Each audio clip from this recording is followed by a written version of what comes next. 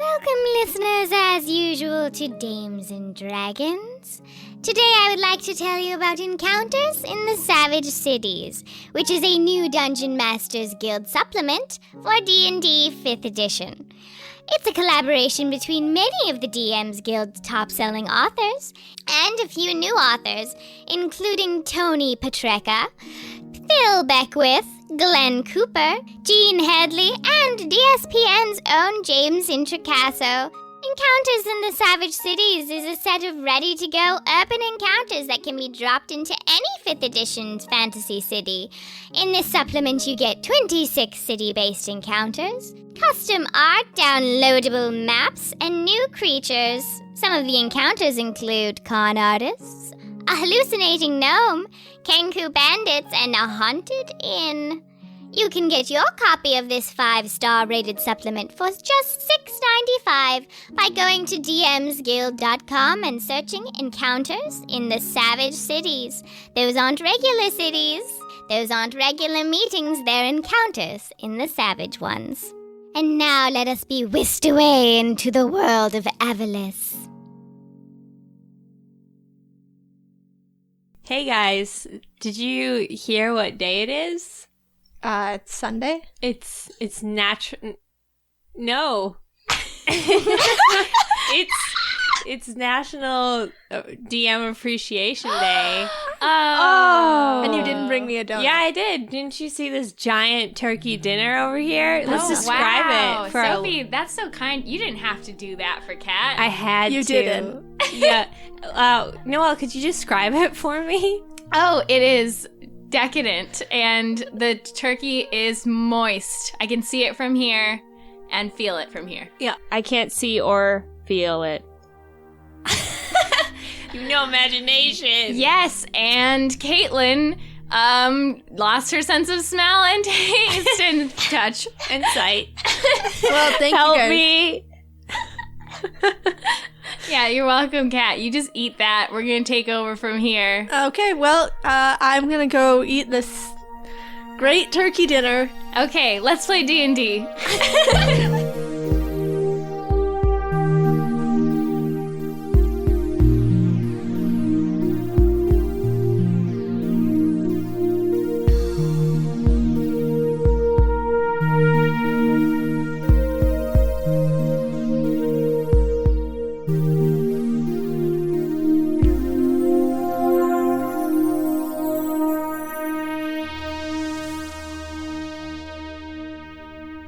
Let us play. Let us play D&D. It is time for D&D. I wish to play. Roll me the dice, boy. Hi, I'm Kat. I'm your DM. I am Sophia, and I play Laika. And I'm Noelle, and I play Franika, otherwise known as Fran. I'm Corbin.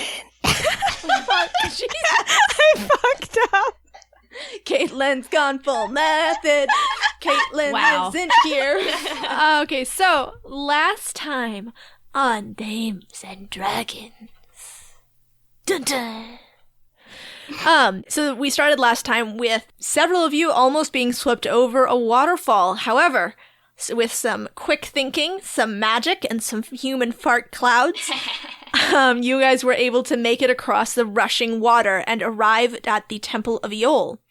You learned that tieflings were originally created as a gift to Torva. You bought some cool magical items. And then you watched Psalm's brother's funeral, and you made the wise decision to not participate in it, lest you ruin the touching moment. Yeah.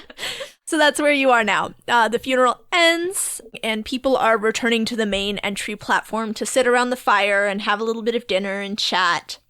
And there are trays of food being brought to the pilgrims who are gathered there. It looks like wherever the tieflings eat, they're somewhere else. And you actually see some of them flying up into a cavern above. Do you guys head down for your dinner?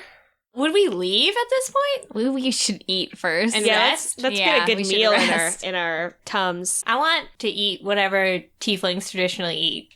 All right, so you make that request after you guys have come down to that main hall and are sitting with the other pilgrims, and one of the tieflings who's serving dinner, you ask her, well, the acolytes of this temple stick to a strictly vegetarian diet, and we don't want to subject our pilgrims to this. So please, help yourself to the dried meats and fruits. The cheese is wonderful. So you make your cooks cook meat and they can't eat it? Well, I mean, we dry out meat. It's all preserved. They have to look at it and smell it. Are all tieflings vegetarian? Yes, it's part of our code. Leica walks over and just eats a piece of meat while she thinks about this. So, sitting around this fire, there are a higher number of elderly people than you would expect to have made this journey, but it seems like it's primarily people who are getting up there in years. There's Paolo and Salm, and they're off to the side by themselves, having a quiet moment. So are we sitting by the old people? Yeah, I mean, it's a round fire, so, you know. I smile at them and I'm like, so you came here to die, huh? I mean, yeah, but I didn't think you'd just say it. Oh, God! So it's an old gnome woman that you're speaking to, and she says, oh, well, if you like to put it that way, yes. Yes, I have. That's very cool. We probably also came here to die, so a lot in common. Oh, you're a very funny child. I'm afraid of what's gonna happen. The old woman, she takes your hand. She says, now, there's nothing to be afraid of, dear. The embrace of you all is dark and final, but it is full of comfort. Leica looks at Fran and is like, there's a lot to be afraid of. I have no feelings, but I would just like to point out that what you just said was a contradiction. Oh, no. Those of us who've come here to face our end, we've come seeking finality in our lives. Many of us, and she sort of gestures around to the other old people, and she says, many of us, our families are scattered or have died before us, and it is better to be buried here, where we know that Besk will find us, than to be forgotten in our homes. And what if you're going to a place where Besk can't find you? Besk will always come. Well, I'll see you there someday. Hopefully not very soon, but probably. Ha ha ha ha. Okay, so Maeri finds you guys as you're getting your dinner prepared, and she has 3 plates that she's holding, and 2 of them are heaped with jerky and dried meat, and Zaroon and Gingy are both following very closely at her heels, and they keep trying to, like, dislodge the plates from her arms. Maeri, damn, you're hungry. She gives sort of a silent laugh, but she can't sign because her hands are too full. Finally, she puts the 2 plates of jerky down, and Zaroon and Gingy just leap for them. That is so rude. That's Mary's food. She sits down next to you guys and signs, no, it's fine. I got that for them. So she sits down and she says, I've been thinking about it, and I think it's better if the 3 of you make the rest of the journey alone and I stay here. I know, she signs, looking directly at Leica as she says this, I know you feel it is your duty to protect me. Who's gonna protect us, Maeri? I get it, Maeri. You just want to stay here. We'll do all the work. No, I just don't feel that I would be... I can't control my power, and I can't fight like you, Leica. That's not gonna change if you stay here. You have to get out there. But is it really the best thing for me to try and learn about my powers when going into a potentially life-threatening situation in which I could get you or us all killed? Well, it's gonna be life-threatening either way, but I, for one, could really use the power that you have. And do your protections still work? We could use that, too. I don't know. I mean, I just don't feel like I would be much use. You've already saved us countless times. We've come to rely on you. And I realize the dynamic has shifted, that originally we were supposed to be your guardians, but we need you just as much as you need us at this point. Yeah, you're part of the team, Maeri. I'm sorry I said you were evil inside, Maeri. Please don't leave. She's, like, starts to sign a couple of things, but finally she puts her hands down and just nods. Okay. Wait, did we do it? You did it. We passed the test. We did it! Do we need to buy her clothing? Oh, yeah. I said I would do it. Yeah. Okay, so I take out the magic compass that I bought from Dawson, and I open it up so I can see the dial. I think we need to make a plan. And first of all, I think we need to see if we can find the cloak to hide the goddess using this compass. Vioni's cloak. The compass needle spins. And it doesn't end up pointing at anything? No, it doesn't point anywhere. You have to speak the name of the cloak. Okay. Does it have to be like an exact name? The cloak of goddess hiding. No, it just keeps spinning. The cloak of concealment. Nope. Jumbo's cloak. Nope. My cloak, which I'm wearing. It points to you, Leica. Well, at least it's not broken. Burger Jerker's claw. It points west.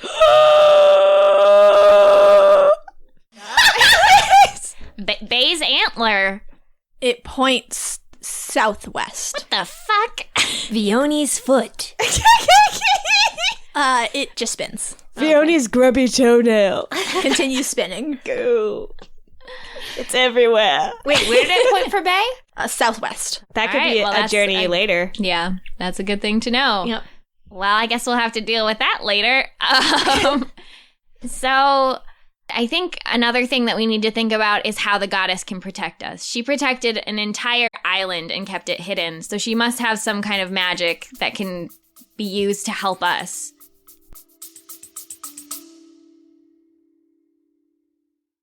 Are you suffering from high-quality podcasts? You see, quality podcasts stimulate parts of your brain, leading to an irksome condition called thinking. But suffer no more, my friend. Introducing Discount Storytime's blend of fictional nonsense and rancid gibberish to provide soothing relief. Try Discount Storytime today. Available on most podcast catchers and at discountstorytime.com. Consult your healthcare provider before listening to Discount Storytime. Not intended to treat unicyclitis, pickleball liver, or jittering expectations. But I'm not her. The goddess, or Maeri, she signs that to you. I don't know if that was my power.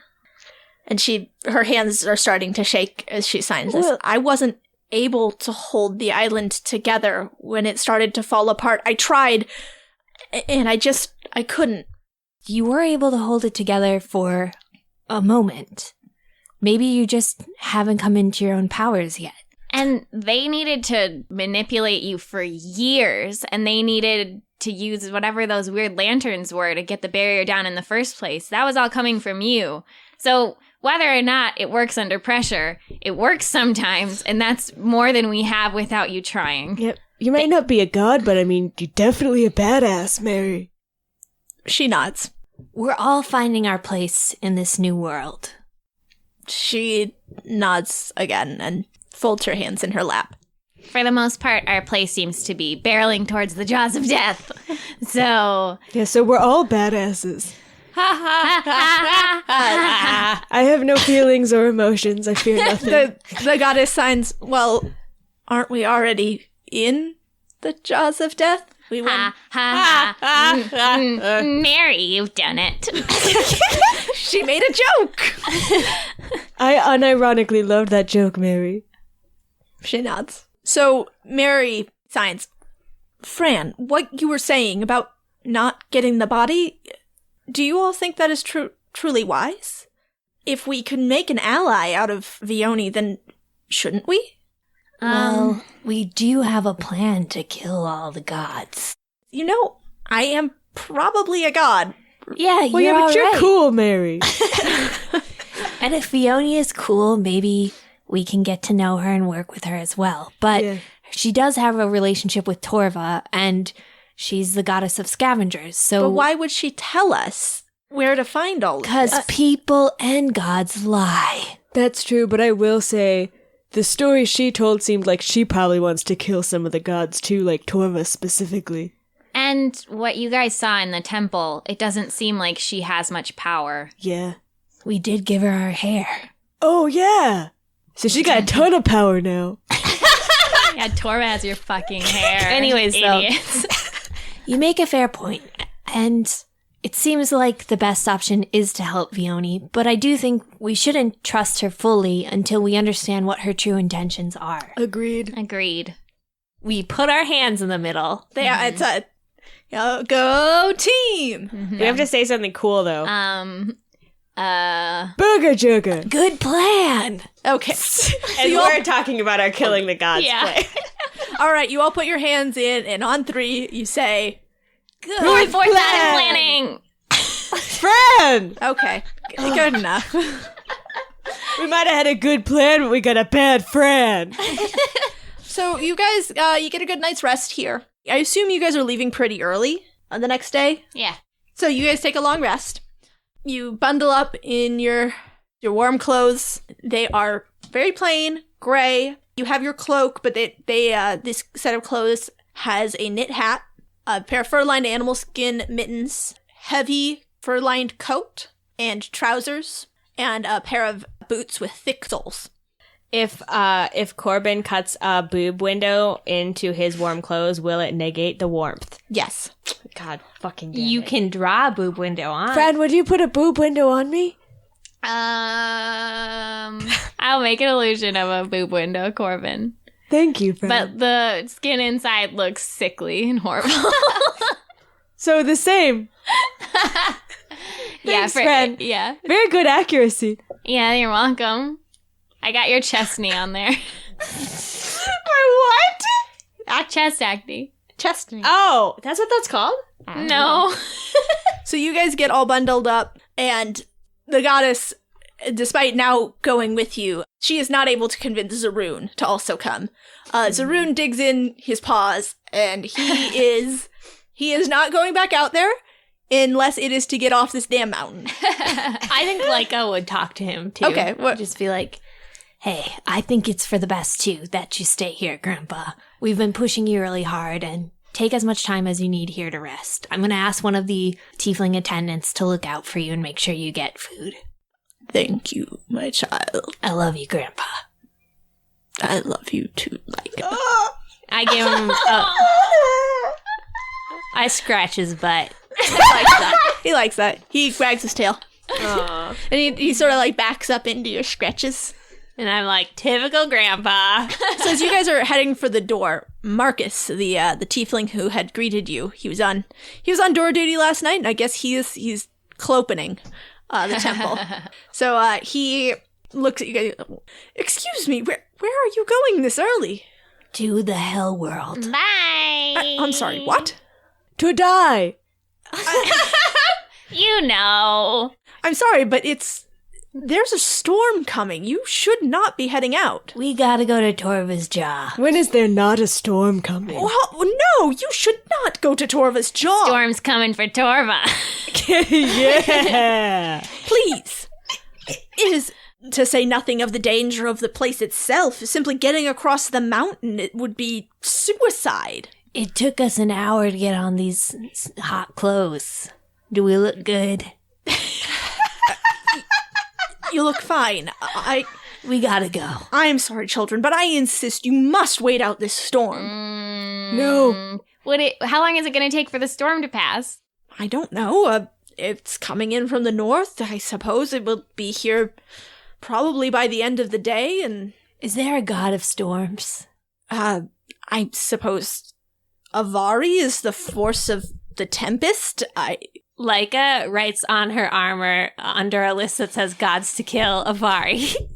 Oh, God. I think somehow Torva's responsible for this, and this is supposed to make it difficult. And I have a feeling the longer we wait, it's still gonna be there. It's like something That's what to I was prevent thinking, us too. from going. Yeah. If we leave now, though, maybe we can like outrun it.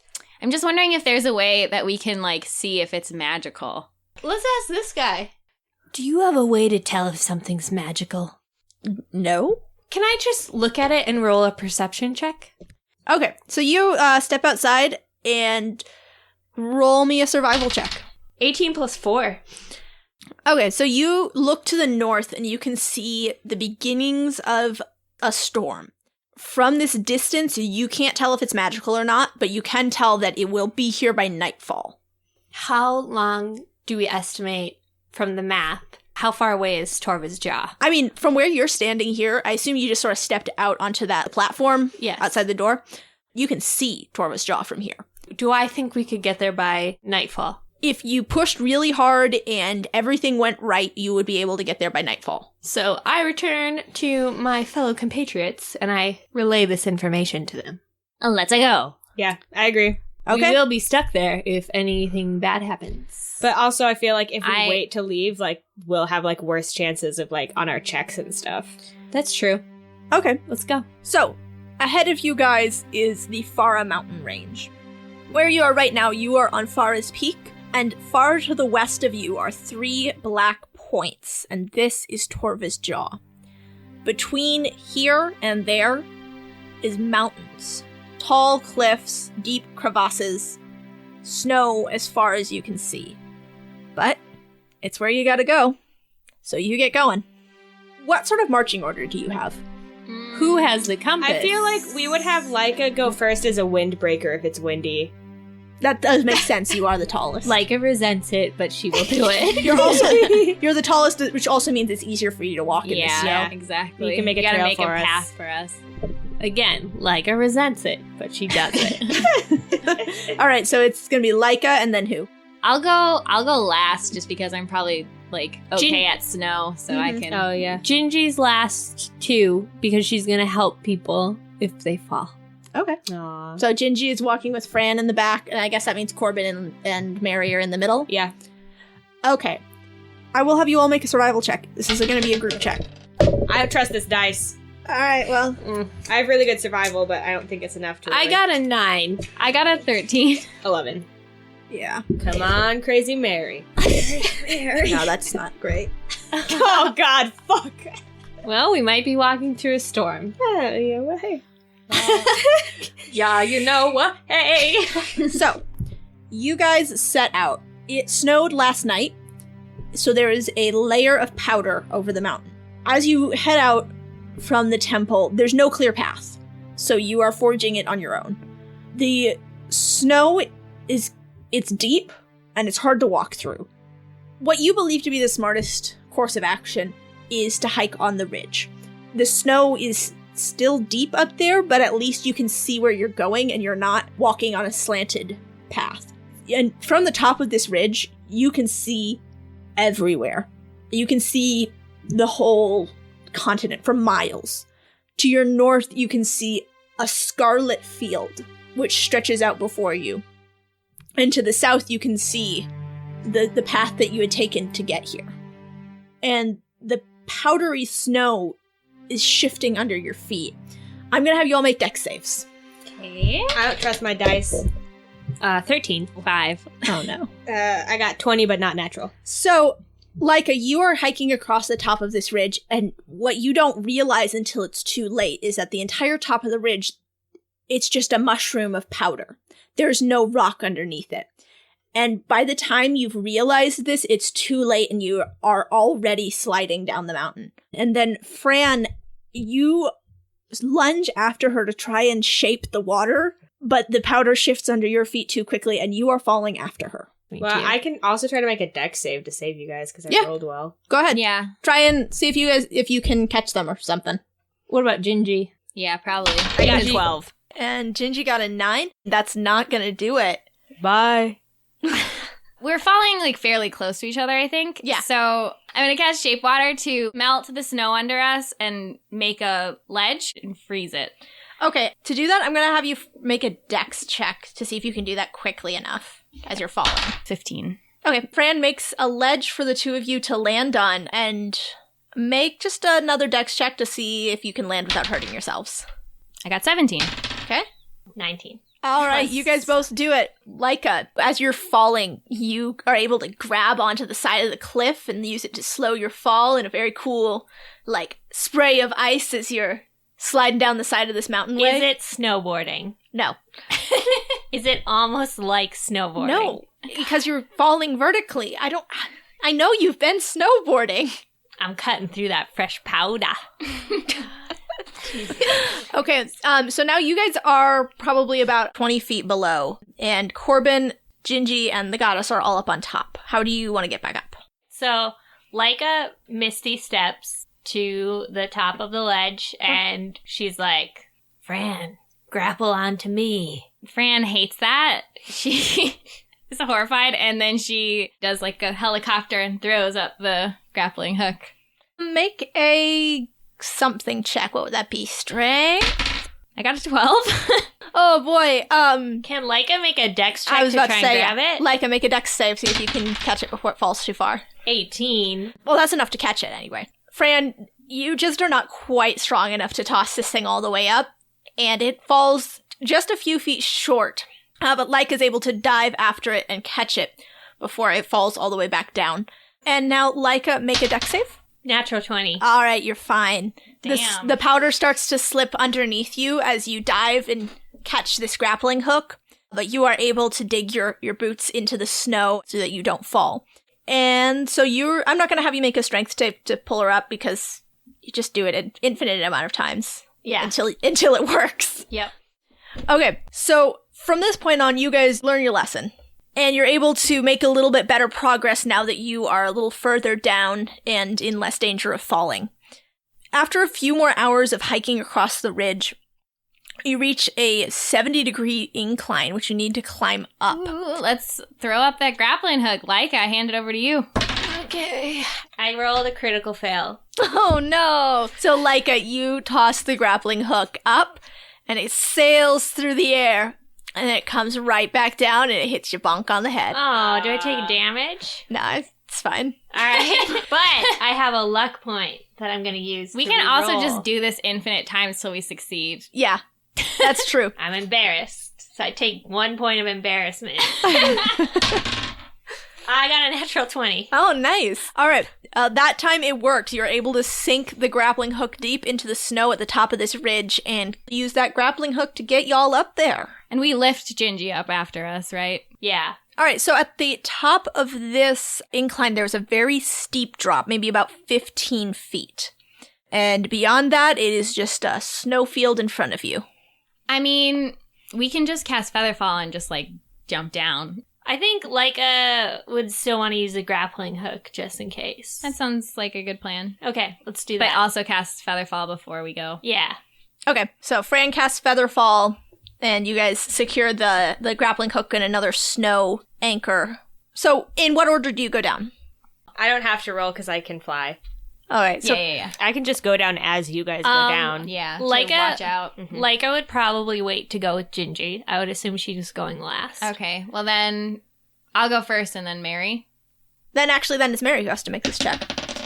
All right, so Fran, you go first, and then Maeri is coming down after you, and you feel the rope give as the snow anchor that you made starts to slip, and rocks begin falling from underneath the snow. I'm going to have you make a dexterity save, Fran.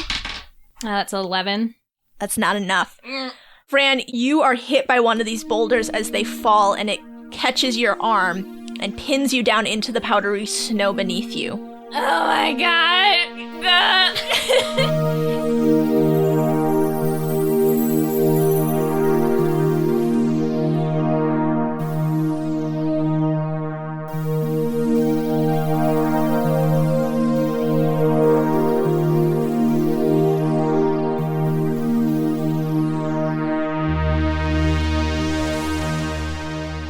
What's gonna happen? Well, you'll find out in like 2 seconds after I finish this thing. First of all, I wanted to announce after 20 years, our contest is finally going to end. Remember that contest? One day we're going to learn not to announce things like the day after we think of them because we're too excited to wait. But that day was not at the beginning of Arc 2. So we have been running a contest throughout Arc 2, just as a reminder, where you can either donate to our Patreon or get somebody else to listen to Dames and Dragons to enter. We've already had a lot of entries. And everybody who's on Patreon is automatically entered. But if you have convinced anybody to listen and you didn't think to tell us about it, go ahead and tell us about it. You can get in on that contest. And Noelle, you say, why would I want to get in on the contest? I don't even know what that contest is. Well, you haven't been listening to my interludes, you S of a beat, but that's okay because guess what? I'll tell you what it is now. So the first place prize is a chance to create a character for Arc 3. You get to work with Kat, make sure that your character is being used in a meaningful way, and then you'll get to have her like bring your creation to life with all of us. We're really excited to play with whoever's character wins the contest. And that's not all. You'll also get some dice that we pick out. You'll get a dice bag made by Kat. You will get some other stuff. We're going to send a whole package over. There are also second and third place runner-up prizes, and there's more information about all of this on all of our social media. We'll also be posting the end date of this contest, which is going to be September 25th. That is a Monday, September 25th. And we'll be announcing who won in 2 weeks when the next episode comes out. We're really excited to see who wins, and we hope that you will enter. Again, if you have gotten any of your friends or acquaintances or enemies to listen to Dames and Dragons, either take a screenshot of that, send it on over, or have them contact us. That would be awesome, and we'd love to have you entered. I also want to thank a new Patreon subscriber today. His name is Michael, and he has lit up my life by giving me money on Patreon. I hope he's enjoying all of the posts that we put up on there, including just yesterday, my supervillain origin story. You too can learn how this podcast turned me into a killer. Ha ha ha ha ha. We've got some dope stuff on Patreon and more dope stuff to come. So, as always, if you're interested in supporting our podcast and making sure that we can keep doing this for a long time until the end of the story, then go to patreon.com/damesanddragons. I want to remind you all that we would love to get those iTunes reviews in. iTunes reviews seriously help us so much. iTunes is the biggest random encounter platform that we have. It also really helps if you recommend to other people, but if you can leave an iTunes review and convince somebody else to leave an iTunes review, then a whole bunch more people are probably going to see our podcast on iTunes, not just one or two. So if you haven't done so yet, we would really appreciate it. And it even helps if you just rate and click next without leaving a review. That's totally fine too, and we appreciate it so much. Thanks, guys. Also, just a couple of random notes here. If you have never gone to our Twitter, we use our Twitter now. It's Dragon Dames if you want to check it out. And also, please, please, please do check out all that sweet fan art at damesanddragons.com/fanart. We've gotten some new ones lately. They're amazing. We're so thankful. It's wonderful. Next, I want to tell you about a game. It's called Numenera, and it's coming at you from Monty Cook Games. It's a game about exploration and discovery in a far future Earth, where the remnants of past civilization are so advanced that they seem like magic. It's set about 1 billion years in the future, which is super dope. In this game, the people of the Ninth World suffer through a dark age, an era of isolation and struggle in the shadow of the ancient wonders crafted by civilizations millennia gone, including ours, I would assume. But discovery awaits for those brave enough to seek out the works of the prior worlds. Those who can uncover and master the Numenera can unlock the powers and abilities of the ancients, and perhaps bring new light to a struggling world. This game sounds freaking amazing. So Monty Cook Games is launching a Kickstarter to produce Numenera Discovery and Destiny, which are 2 new core rulebooks that build on the discovery aspect of this world. If you would like to hear the latest information about Numenera, Monty Cook Games, and this Kickstarter, visit mymcg.info/DST podcast. You can also find that in the description of this episode. And now let's get into that message to Chantel. Chantel, I've been watching all of your drama recommendations recently, and it's really a lot. My mind is going every which way. I suspect everyone I see of betrayal and horrors. And I have you to thank for that. Chantel, the code word today is Elsfet Elf. I hope that sleeper agent is active. I pray that sleeper agent will go.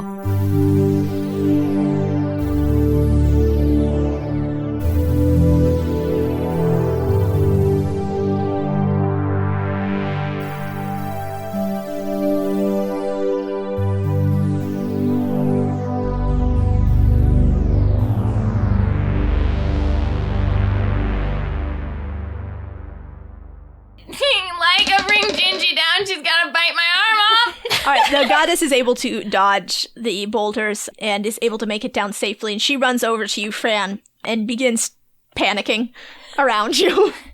Maeri, how sharp are your teeth? She just shakes her head at you. So Leica and Gingy are gonna feather fall down then. Okay. So you join this, I don't know, the semicircle forming around a fallen Franika. Corbin lands on top of the boulder. No! Fran, you feel the boulder sink just a little bit more into the snow. Oh, the last of my bone. He pecks at it. Fran, can you make a perception check? You're one cold son of a bitch. That's a 1. Oh no, you are... Fran, you're never gonna escape. You're trapped here forever. Go on without me. You gotta get the cloak for Maeri. But I will haunt you for all of your lives. Leica goes forward and she's gonna ask Gingy to assist her. Okay. And like pushing the boulder. Okay. Very carefully. There's no point. It's gonna be okay. 19. Here's the thing. You are able to push this boulder, but as soon as you start pushing it, Fran, you just feel shooting pain in your arm. Okay, in that case, instead of pushing, I would shift to lifting. Try to lift it. Let's dig her out. All right. I won't make you roll for that. Corbin, your brilliant idea, combined with Gingy and her amazing digging prowess. As they're digging, Fran continues to cry because she thinks they're digging her grave. Leica, you're not able to lift the boulder, but using that strength roll, you are able to hold it up enough that as they dig Fran out, you keep it from sinking further onto her arm. Okay. And Fran, you are able to wriggle free. Oh, God. And my arm looks busted. It does. So the goddess Maeri is going to heal you. Wait, hold on. I need to know more about this arm. Is there a bone sticking out? Several. How many bones are in your arm? How many times can it crack in half? So, Fran, Maeri takes your arm and cradles it, and a golden light spreads over your arm, and your bones are mended. And throughout the next segment of your hike, Maeri she comes over and she touches your arm and heals you just a little bit more, and is just doing it in stages to conserve her energy. And I'm like really milking it. And I'm like, oh, ouch, Maeri. Oh my God. It's still not healed, but like it kind of is. Leica comes up to you because she's like believing this, and she's like, oh my God, like, do you need a sling? Yeah, if you could get a sling, that would be awesome. I'll just like sit on it in your back. That's fine. Oh. Sure. Leica makes a sling for you to sit on her back. I get inside like a baby. Alright, so for the next segment of the hike, I guess Leica is carrying Fran like a baby in a papoose. Yep. So I'm gonna have you guys make perception rolls. 13. I got over 20. Alright, Fran, you see them immediately.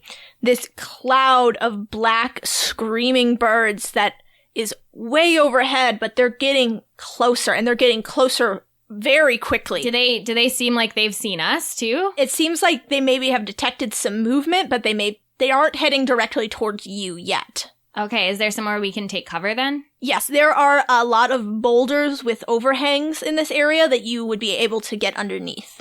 All right, let's go. I like jump out of the sling, by the way.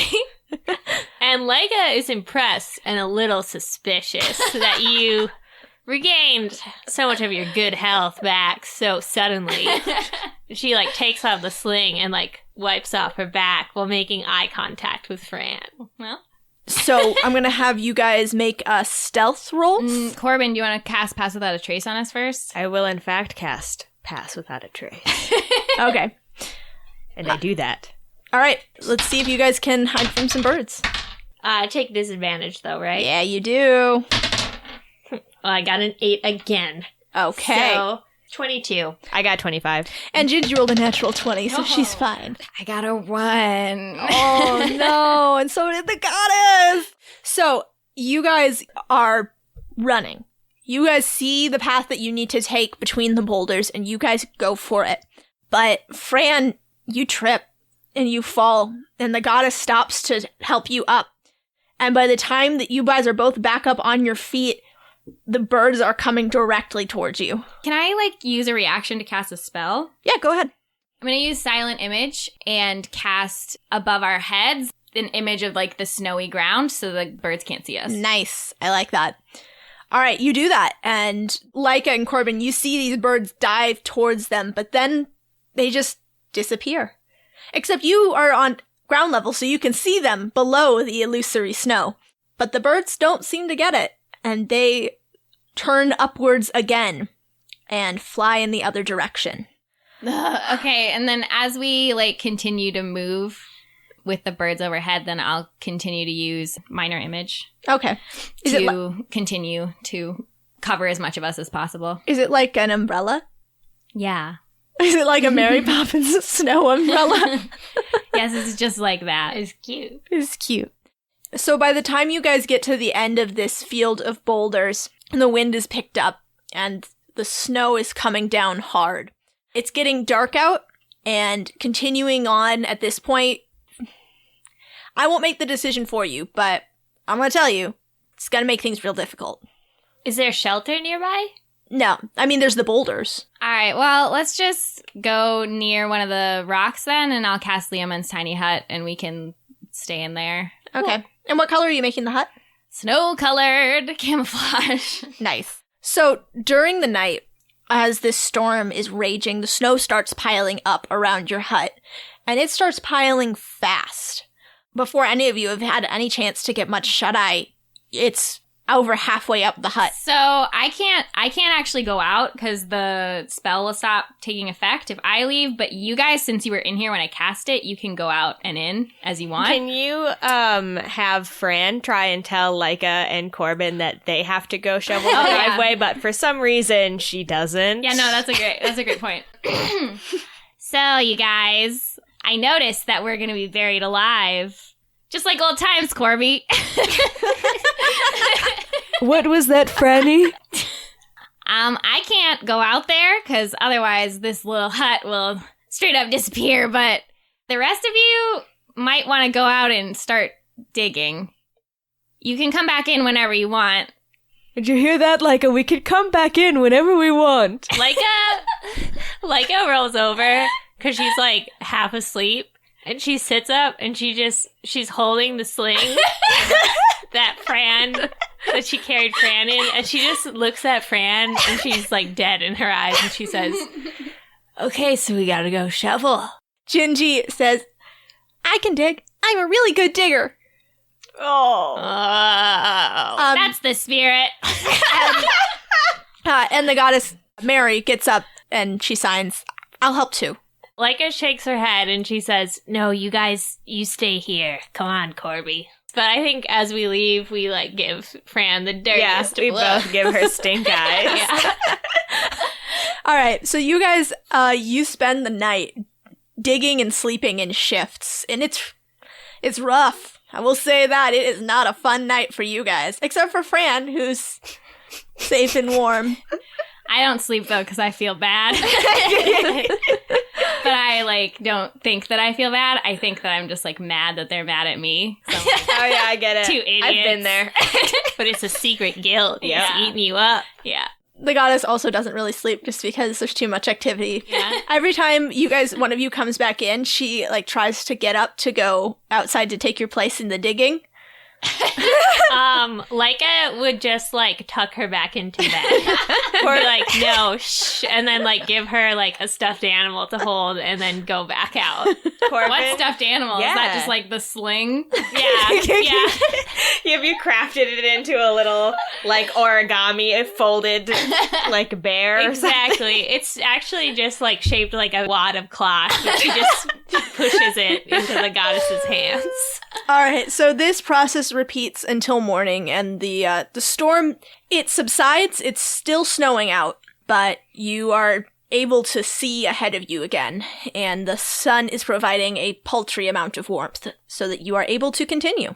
So in front of you guys now, the wind is blowing hard enough that it's just blowing the fresh snow all around, and it's difficult to see ahead of you, but you can see in the distance the dark outline of the 3 peaks of Torva's Jaw. And in front of you, there is a long field of snow, just glistening white in the dim sunlight. Is it beautiful? It is beautiful. So I'm going to have you guys make some perception checks. Okay. I got a 15. I got 10. Okay. That's a 9. All right, cool. So you guys are heading across the snow, and it's, it's steep, and it's pretty rough going, but so far haven't been any obstacles. It seems like your footing is pretty sure. And I'm going to have you all make some dex saves. Oh, what? I got a 15. Okay. I got 18. All right. And I got a 4. All right, and the goddess got a 16, so that's just you, Fran. You're walking across this, and like as you're passing over it, you feel something, it feels kind of off, but you just, under your feet, you figure it's just the powder shifting. And Corbin, same thing, it's shifting under your feet. It seems normal, though. And then, Fran, you're feeling like, oh, this doesn't feel terribly stable, and then you fall into a crevasse. Mountains in summer, they're full of crevasses.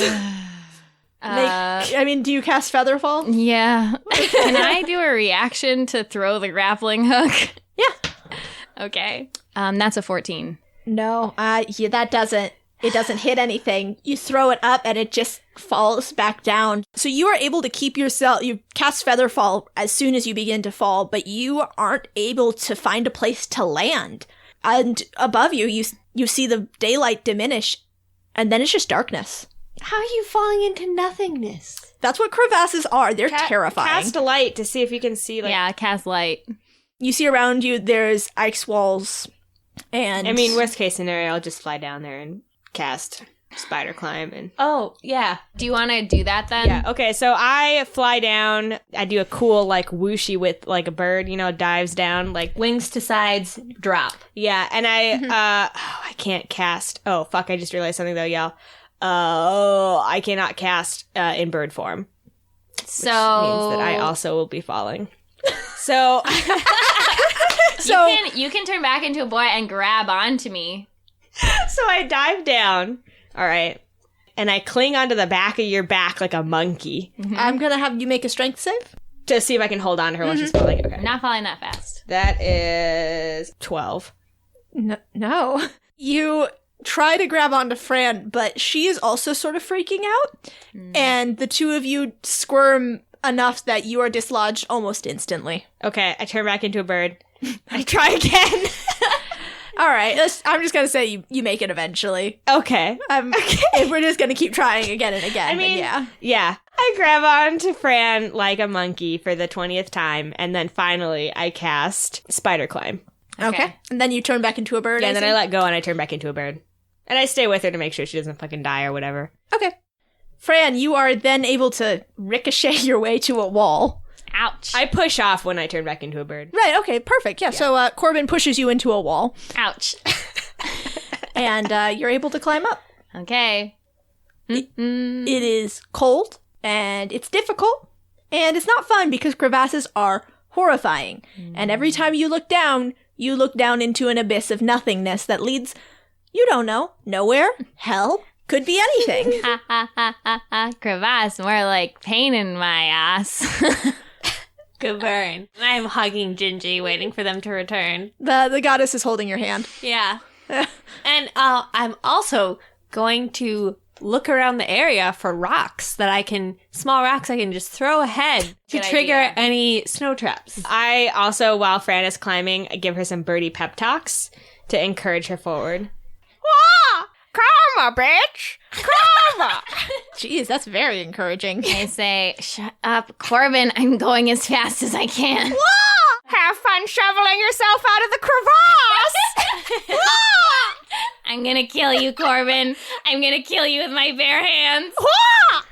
Very encouraging. I mimic you. I land. I do a little trick where I claw up the ice a couple times with my little claws, and I'm like, whoa! I saved your life! It's going well.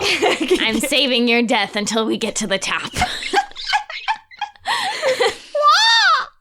I fly away because I'm scared now. But then I come back because I feel bad for abandoning you. So after you make it to the top, Fran, and you get close enough that you're able to see Leica and Maeri at the top. Maeri immediately, as soon as you're within reach, she grabs your hand and helps you up the rest of the way, and then she hugs you. Gives you a big hug. I hug Maeri back. So, Leica, using your trick of throwing these little pebbles ahead, you're able to navigate a safe path across this valley. And you make it to this last sheer vertical wall. Fran does great with it because she's still got spider climb. Ha! The other three, it takes you guys a little longer. I'm not going to have you roll, though, because... I fly. Yeah, Corbin flies. I say, Fran, how about that grappling hook? I say no crevasses for me. Ha ha. She's already gone. I throw a rock up at you. Ow. I say, Grappling hook. So am I at the top? Can I Yeah, go you got to the top pretty quickly. All right, then I go anchor the grappling hook. All right. So you toss it down to them, and they climb up the rope. And we haul Gingy up. Yeah, and then you haul Gingy up.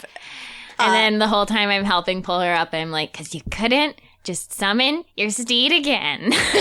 Spell slot. All right, so from the top here, you can see that just beneath you are the 3 black peaks of Torva's Jaw. And you notice there's plenty of cover if you guys want to make camp for the night, but otherwise it is a gentle, rocky slope down. And you notice, because you see that the white snow gives away to this, what at first you thought was black rock, but then you realize that it's snow on these peaks.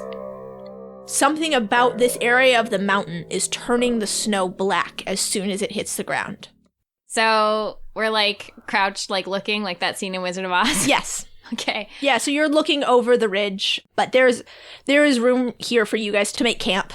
Okay, so like basically if we want to take a long rest before we go in. Yeah. Which I think is a good idea. Yes. Sure, so I think we should make camp, make a little bit of a plan of attack here. Mm-hmm. do you cast the hut? Yeah, I'll cast Liamon's tiny hut and we can... Should we have Corbin... Well, maybe we shouldn't have Corbin go scout. I can. Actually, that wouldn't be a bad idea. Yeah, I think we should maybe have Corbin go scout before... Maybe you can cast Pass Without a Trace because we're going to take a rest. Oh, yeah. I'll do that. So you don't get caught. So then I cast Pass Without a Trace on myself. Okay, yeah, make a stealth roll. 26, I think. Yeah, that's enough. So you slowly circle these 3 peaks, and you can see in the center where all 3 slope together, there is a large circular grate. But other than that, there are no buildings, there's no structures of any kind. Entrances or No, anything? there's only this large grate. And when you get a little bit closer, you can see that there's a stairway going down underneath the grate. How, like, big is the, like, slots of the grate? Like, could we fit through them, or is it, like, great? It's too narrow for you to slip through in human form. Okay. But in fart form. Well, in fart form, in possibly, maybe in bird form. Yeah. Ant form. Do you guys think I should go investigate in there a little bit, or no? You're out there on your own. They don't I get want input. to land on the crate and just look inside. Okay. I don't like the way Kat smiled at me when I said that. Oh, trap. Oh. Nope. As soon as you land on the grate, it falls in and you fall into the grate. And it closes as soon as you're under.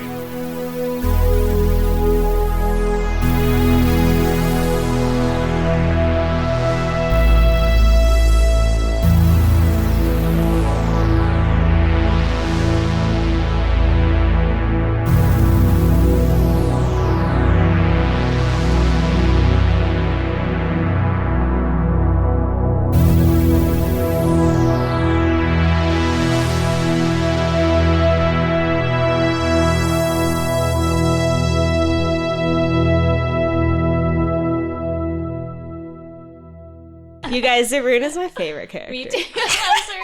Are you crying? I'm crying! You are crying!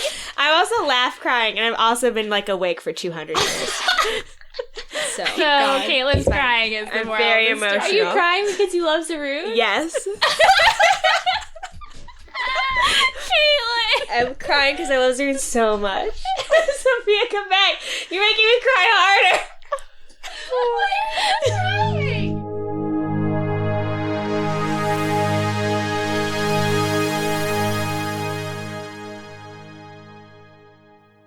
Have your players ever gone off tangent from the main quest line?